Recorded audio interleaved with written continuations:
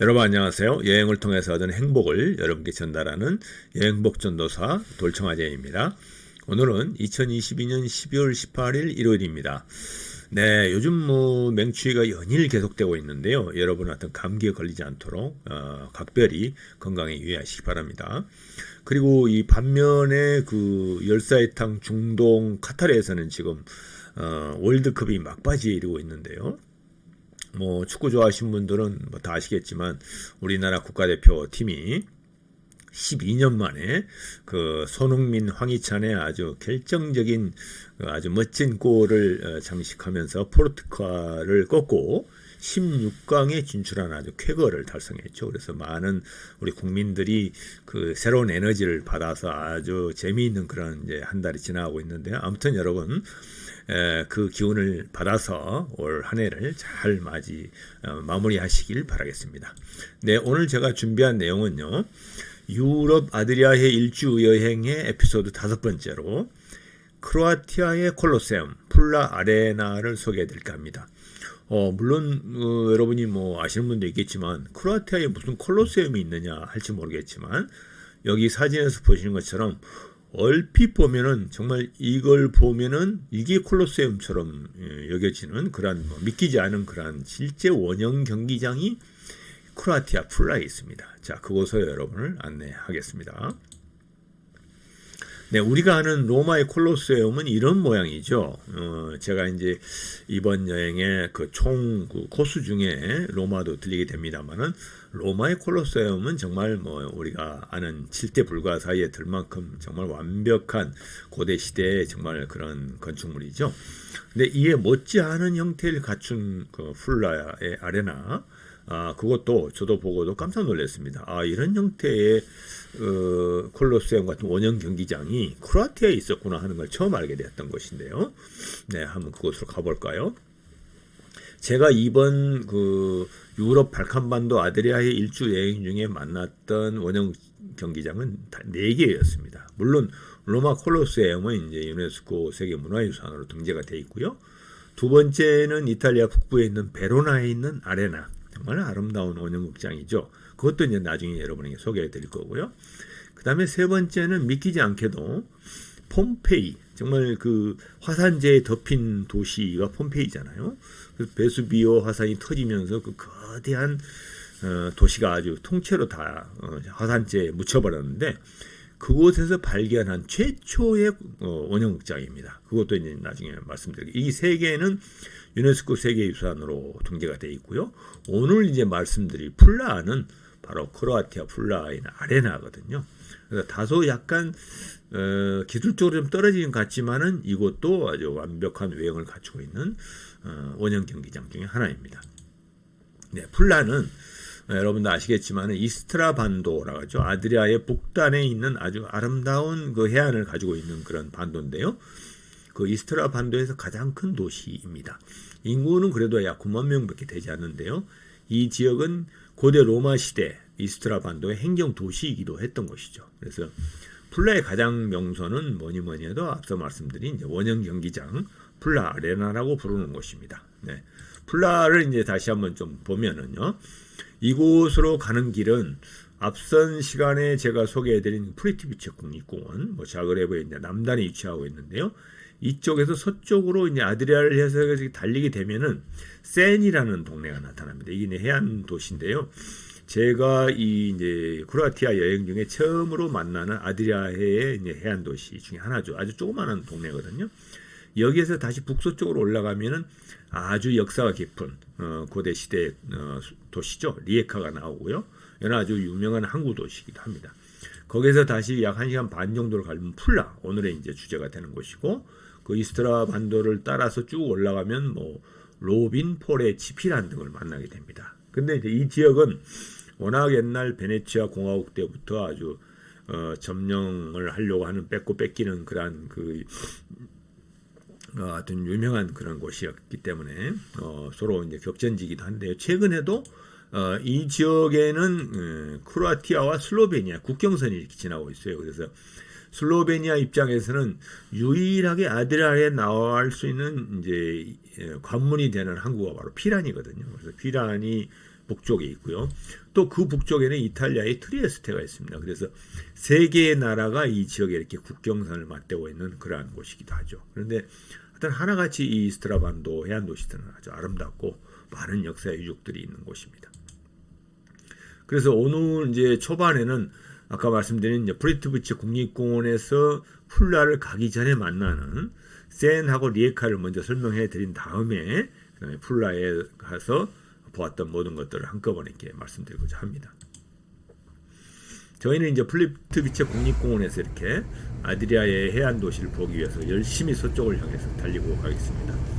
근데 이 지역은 말 그대로 이 발칸 반도라는 곳이 그 지역의 말로는 산맥이라는 뜻이거든요. 그만큼 산맥이 아드리아의 그 해안을 쭉 따라서 이렇게 형성이 되어 있는데요. 이렇게 아주 험한 바위산들로 된 길을 따라서 서쪽으로 저희들이 갔던 겁니다.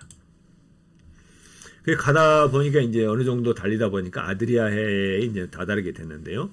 그 아드리아해를 전망하기 위해서는 이런 높은 요새 위로 올라갔어야 되세요.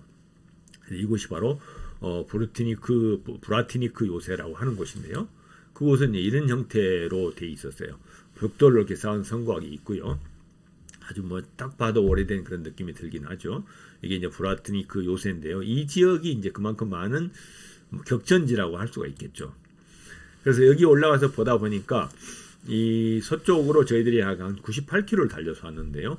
이게 이제 최초로 이 요새 위에서 보는 아드리아해 전망이었습니다. 그래서 이번 여행에서는 아드리아해를 처음 만나게 되는 곳이 바로 이 지역이었던 것이죠.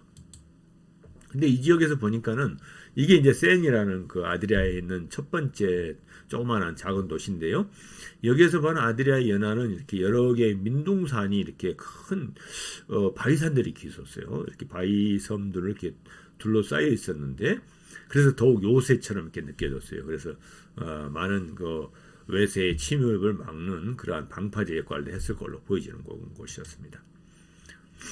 그런데 하지만 이제 저 멀리 그 반대쪽은 이 산 너머의 바다 건너에는 서쪽인데요.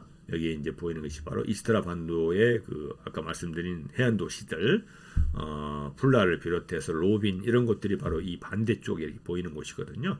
그래서 그것을 이제 만날 기대에 이렇게 반대쪽을 향해서 다시 출발하였습니다. 네, 이게 이제 아드리아 해안을 따라서 조성된 아름다운 소도시 센이라든가 그런 조그마한 동네들 이렇게 지나면서 우리는 이제 리에카를 향해서 출발하였습니다. 이쪽 해안 도시는 그렇게 뭐 화려하거나 이렇지는 않은데요. 다소 이렇게 조용하면서 작은 동네들이 이렇게 조성되어 있는 그런 곳이었습니다.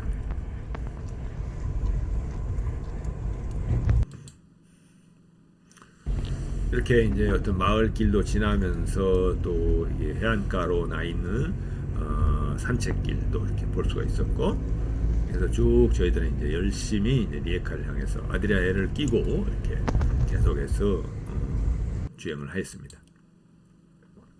이렇게 가다 보니까 센에서 이렇게 아드리아 해안을 따라서 약 50분 정도 달렸나요? 그러다 보니까 저 멀리 반대에 이제 리에카가 이렇게 보이기 시작했습니다. 리에카 동네는 꽤 큰 항구 도시였어요. 그래서 그냥 보기에도 꽤 큰 그 도시였구나 하는 걸 알 수가 있었습니다. 리에카에 접어드니까 뭐 크로아티아의 랜드마크이죠. 전통적인 빨간 지붕 마을이 이렇게 전개되기 시작했습니다. 그래서 이제 뭐 이렇게 첨탑도 보이고 하면서 크로아티아의 이제 그 전형적인 어떤 동네를 이렇게 맛볼 수가 있었고요. 저희는 이제 여기에서 리에카에 도착하자마자 이 항구가 아주 유명하고 큰 동네라서 이 전체 조망을 해볼 수, 한눈에 볼 수 있는 이제 높은 지점을 향해서 저희들이 이제 찾아갔었습니다. 그곳이 바로 이곳인데요. 리에카 항구 전경이 한눈에 바라다 보이는 이게 이제 13세기 중세 시대에 지었던 고성이라고 하는데요. 트르사트 성이라고 그래가지고 뭐 중세 시대에는 너무나 많은 전쟁을 했었기 때문에 이 지역을 고수하기 위해서 높은 곳에 이런 벽돌로 된 성을 이렇게 쌓는데 뭐 많이 좀 이렇게 허물어지기도 했었어요. 거기에 이제 가는 길에 보니까 이렇게 날개 달린 사자상이 있었는데요. 이 날개 달린 사자는 이 성경 속에 나오는 성 마르카, 우리가 마가라고 그러죠. 성경에 나오는 아주 유명한 성인인데요. 이 성 마르코를 상징하는 동물이 바로 날개 달린 사자입니다. 그래서 이 날개 달린 사자는 이탈리아 베네치아의 수호신으로도 통하고 있고요. 그래서 그 베네치아에 가면 성 마르코, 다른 말로는 또 산 마르코라고 합니다. 그 말이 똑같은 말이에요. 성 마르코 성당이 있어요. 여러분 뭐 가보셔서 알겠지만 바로 이곳이 이제 베네치아 유명한 성 마르코 대성당인데요. 여기에 보면은 그 성당 주탑 그 가운데 이렇게 날개 달린 사자가 있거든요. 이걸 확대해 보면 이렇게 나타납니다. 제가 일부러 찍은 건데요. 베네치아 성 마르코 대성당에 날개 달린 사자. 성 마르코를 상징하는 이 천사들 사이에 둘러싸여 있는 성 마르코 조각상이 있고 가운데 이렇게 딱 돼 있죠. 황금으로 돼 있는데요. 좀 멋있죠. 이게 이제 이거를 보면은 이제 이곳까지 풀라까지도 베네치아 공화국의 성 마르코 성인이 어떤 영향을 미쳤던 그러한 영토였구나 하는 걸 이제 한눈에 알 수 있는 곳이기도 하죠. 트르사트 성 입구는 이런 형태로 했습니다. 아주 멋있었어요. 아주 바위를 이렇게 쌓아서 올린 아치형의 대문이 있었고요. 또 대문 뒤에 또 대문이 또 있고 이렇게 해서 아주 정말 멋진 아주 격조 있는 그러한 성이었습니다. 거기에 이제 정경은 이런 식인데요. 당시 여기에 외세 침입도 많고 많은 격전지다 보니까 막로가 있어요. 전망대가 이렇게 있고요. 거기에는 이제 병사들이 이렇게 그 사수를 할 수 있도록 거기에서 이렇게 좀 선거하게 이렇게 좀 이게 뾰족뾰족하게 구성이 되어 있고요. 이런 모습의 아주 멋진 성이었습니다. 여기에 보니까 이게 이제 미르 주나카라는 말이 있었는데요. 이거를 이제 크로아티아 말을 제가 사전을 찾아보니까 영웅의 평화라고 이렇게 번역이 되더라고요. 여기는 보니까 당시 이 트르사트 성 리에카를 지키던 군사령관 라발 루젠트의 를 모신 영묘라고 합니다. 그래서 이게 영묘가 있고 이 성 안에 이렇게 이제 영웅을 모셔놓은 거죠. 그래서 이렇게 참 인상 깊은 그런 곳이었던 것 같습니다. 그 앞에 이렇게 그 군사령관 영묘 앞에 전망이 아주 좋은 아담한 카페가 이렇게 자리 잡고 있었어요. 그래서 많은 사람들이 여기에 앉아서 이렇게 리에카 항구를 전망하기도 하고 조용한 고성에서 이렇게 차를 한잔하는 이런 분위기였어요. 그래서 저희도 여기에 앉아서 이제 이 운치 좋은 카페에서 리에카 항구를 한눈에 내려다 보면서 이 카페에서 마키아토 커피 한 잔과 차 한 잔을 이렇게 마셨던 겁니다. 정말 지금도 잊을 수 없는 곳인데요. 저희들은 이게 이제 유럽 여행을 하면서도 이렇게 차를 한잔 하거나 좀 가다가 좀 휴식을 하고 싶다 하면은 로드 트립을 하다 보니까 이런 곳을 찾아서 이렇게 고즈넉한 곳에서 차를 한잔 하면서 휴식을 취하는 것도 아주 좋은 하나의 여행의 방법이었던 것 같습니다. 여러분들도 이곳 꼭 권해드리고 싶습니다. 이게 바로 이제 리에카 항구의 전망인데요. 정말 전망이 좋은 위치죠. 기가 막힌 곳에 있는 그러한 트르사트 성이었던 것 같습니다. 네, 이렇게 해서 저희는 이제 리에카를 거쳐서 드디어 풀라에 도착했습니다. 이곳이 이제 바로 풀라 아레나인데요. 외형만 봐서는 정말 처음 본 사람들은 이게 콜로세움이구나 하고 착각을 일으킬 만큼 완벽한 모양을 외형을 갖추고 있는 그런 곳이었습니다. 여기 이제 내부의 모습인데요. 외형은 그런 대로 다 남아있는데 이 내부 쪽은 일부 관람석만 이렇게 남아있고요. 많이 좀 이렇게 소실되어 있는 그런 느낌이고요. 바닥이 맨땅이었어요. 콜로세움하고 다른 거는 이제 콜로세움은 이 맨땅 밑에 지하에도 파서 거기에서 이렇게 검투사들이 올라온다든가 아니면 동물들 사자라든가 이런 걸 밑에 이렇게 사육을 하면서 경기장으로 이렇게 투입을 시키는 이런 형태의 아주 입체화된 그런 구성인데 여기에는 이제 이렇게 바닥은 맨땅으로 구성되어 있었어요. 이게 이제 내부에서 촬영한 건데요. 많은 이제 여행객들이 이렇게 가이드 안내를 받으면서 관람을 하고 있었고요. 이 반대쪽 보면은 많이 이제 좌석들이 유실되어 있었고, 하지만 아주 엄청난 바위돌로 이렇게 아치 모양의 성곽을 싸고 있었다는 거, 외형을 아주 완벽하게 잘 보존되어 있는 그런 형태였습니다. 아주 놀라운 정말 건축이었어요. 그리고 이제 성곽의 이 바위들이 정말 엄청나게 큰 바위들을 이렇게 잘 다듬어서 만들었고요. 안쪽으로는 이제 대리석으로 이렇게 통로가 나 있는 그런 아주 성 모양도 되고 이런 원형 경기장 같은 형태도 되어 있고요. 이렇게 이제 아치 모양의 그 멋진 어떤 구성을 가지고 있어서 아주 매력적인 그런 곳이었습니다. 그리고 이제 안쪽에 VIP 본부석이 이렇게 있는데요. 거기에는 격실들이 이렇게 따로 있었고, 뭐 일부 벽돌 건물들은 이렇게 무너져 있는 모습을 볼 수 있었어요. 그래서 여기에서는 이제 무슨 행사 준비도 했겠지만 VIP들이 이곳에서 이렇게 대기하면서 즐겼던 그런 곳이 아닌가 이렇게 판단이 됩니다. 이게 이제 내부 이렇게 안쪽에서 본 VIP석 주변인데요. 아주 대형 돌로서 기초도 탄탄하게 잘 다듬어져 있었고, 지하로 이렇게 통하는 계단도 있으면서 통로가 아주 잘 발달되어 있는 이러한 아주 멋진 곳이었던 것 같습니다.